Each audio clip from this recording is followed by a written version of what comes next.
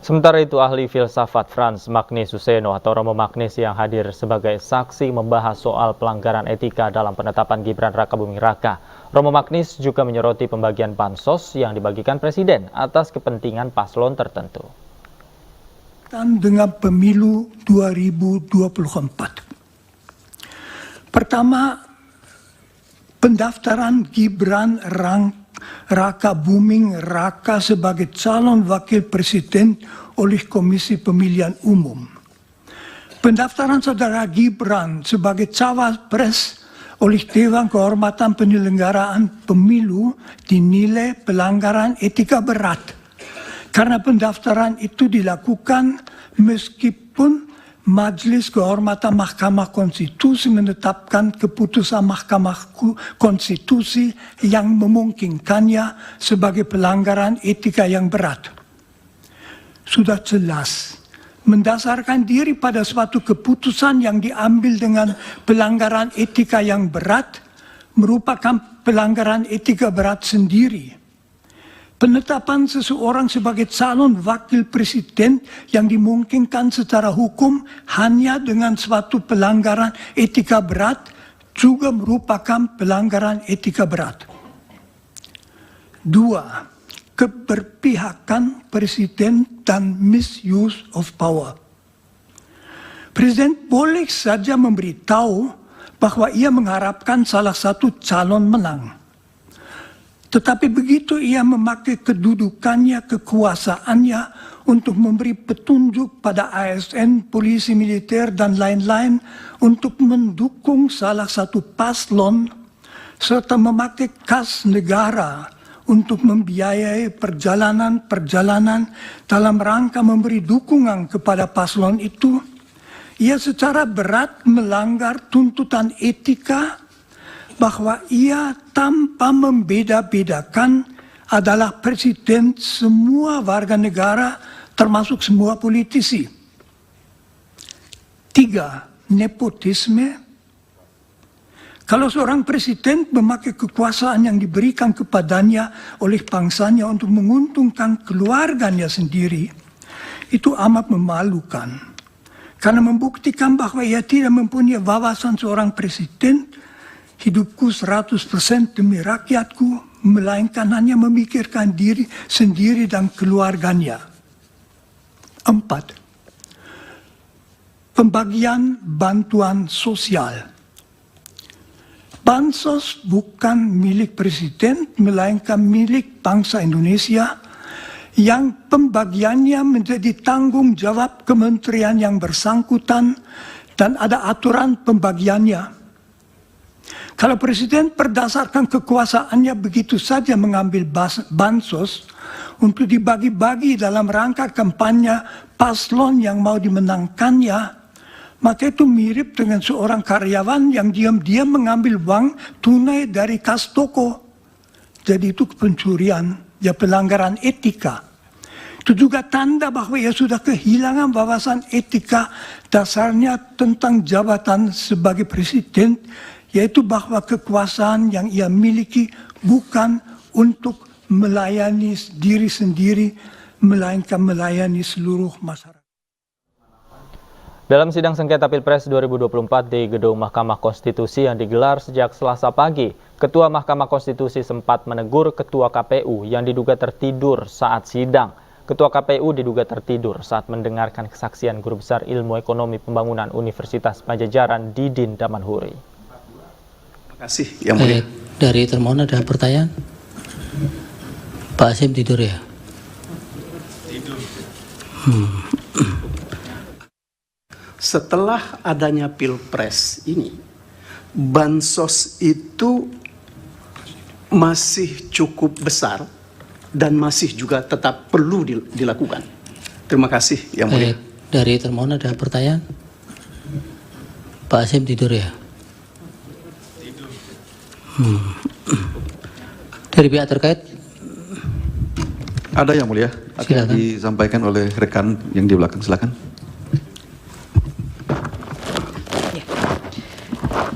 Kami ingin mendalami pendapat dan paparan ahli yang tadi menyatakan bahwa El Nino seharusnya berakhir di bulan November 2023 sehingga bansos sampai dengan Februari 2024 diasumsikan sebagai politisasi pemilu.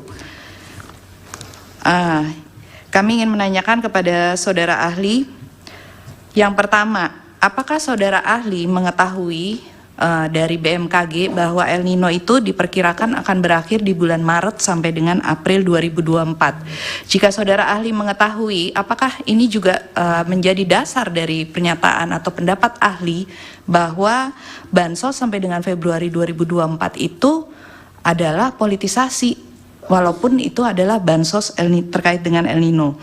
Kemudian pertanyaan mengenai cadangan beras. Jadi dalam data yang juga ada di slide, bahkan di dalam paper saya,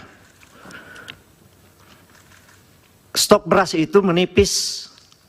Jadi Januari itu kira-kira stok beras Bulog itu 1,4 juta. Dan setelah akhir Februari, stok itu sangat menipis, yang notabene kira-kira sudah tergelontorkan sekitar 660.000 ton. Nah, ada yang disebut dengan cadangan dalam masyarakat. Memang ada dampak El Nino, yaitu lambatnya panen. Tetapi itu ikut menjelaskan bahwa suplai yang kurang beras terhadap demand masyarakat yang meningkat menjelang puasa dan lain-lain, itu menjelaskan bahwa sebenarnya kalau tidak terjadi penggelontoran beras besar-besaran di Februari, termasuk juga bantuan tunai, saya kira harga-harga beras bulan-bulan Januari, Februari, Maret tidak sampai bulan ini, saya kira tidak akan setinggi. Pemirsa, jangan kemana-mana, breaking news masih akan kembali usai jeda berikut.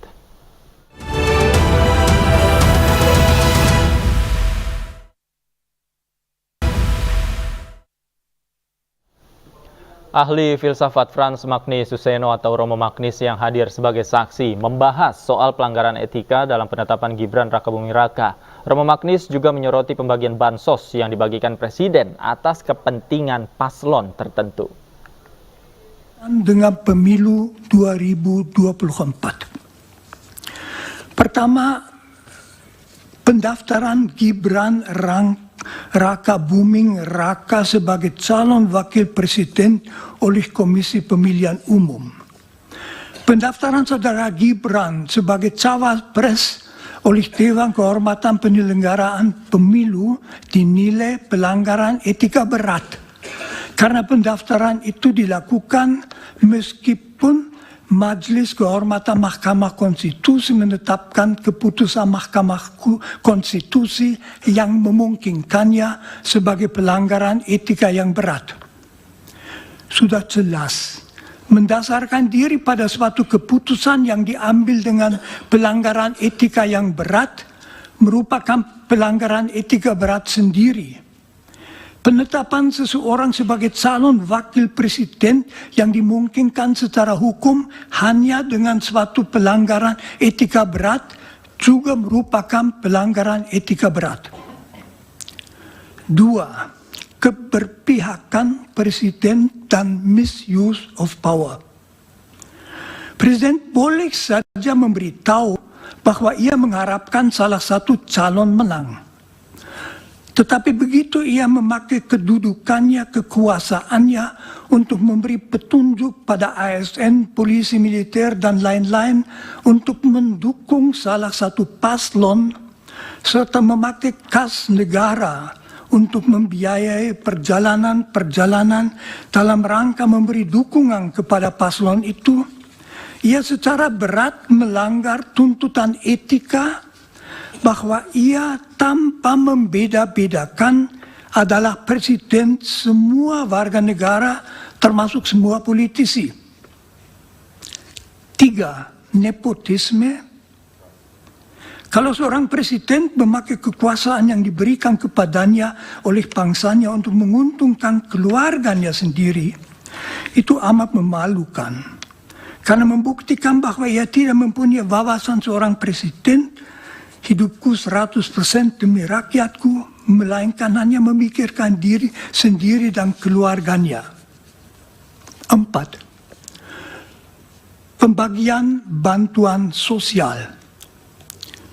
Bansos bukan milik presiden, melainkan milik bangsa Indonesia yang pembagiannya menjadi tanggung jawab kementerian yang bersangkutan dan ada aturan pembagiannya. Tim kuasa hukum Prabowo Gibran menyebutkan saksi-saksi yang dihadirkan hanya saksi yang mendengar. Beberapa keterangan saksi tidak memiliki korelasi langsung dengan pokok perkara. Selain itu, tim kuasa hukum juga menyebutkan pelanggaran terstruktur sistematis yang dituduhkan tidak bisa dibuktikan. Saksi-saksi yang dihadirkan adalah saksi-saksi yang hanya mendengar atau diauditu dan melihat, bukan melihat. Jadi saksi yang mendengar.